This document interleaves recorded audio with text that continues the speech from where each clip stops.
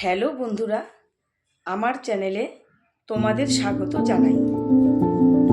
আজকে আমি তোমাদের সঙ্গে শেয়ার করব আলু মোমো রেসিপি। এটি তৈরির জন্য আমি আগে থেকেই কিছুটা পরিমাণ আলু প্রেসার কুকারে সেদ্ধ করে ছুলে রেখেছিলাম।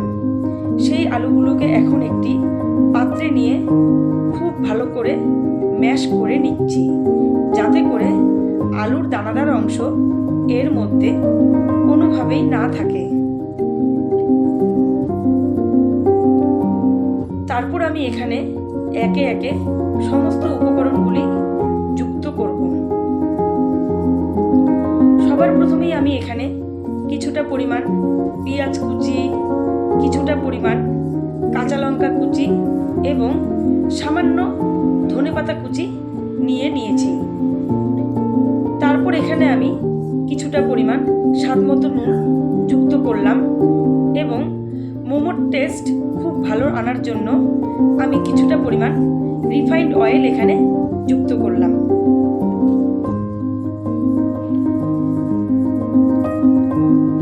তারপর আমি সমস্ত মিশ্রণটিকে খুব ভালো করে মেখে নিচ্ছি। তো বন্ধুরা, তোমরা দেখতেই পাচ্ছ আমার মিশ্রণটি খুব সুন্দরভাবে মাখা হয়ে গিয়েছে। মোমোগুলি তৈরির জন্য আমি আগে থেকেই কিছুটা পরিমাণ ময়দা খুব নরম করে ডো বানিয়ে রেখেছিলাম। তো সেখান থেকে কিছুটা পরিমাণ লেচি কেটে খুব পাতলাভাবে বেলে নিয়েছি এবং সেটির মধ্যে আলুর পুর ভরে আমি সেটিকে মোমোর শেপ দিয়ে নিচ্ছি। এইভাবে আমি একে একে সমস্ত মোমোগুলোই তৈরি করে নেব।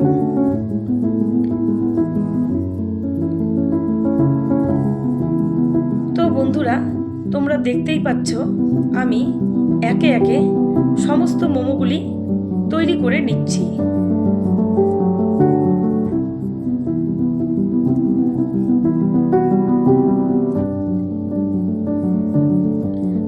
আমার সমস্ত মোমোগুলি তৈরি হয়ে গিয়েছে।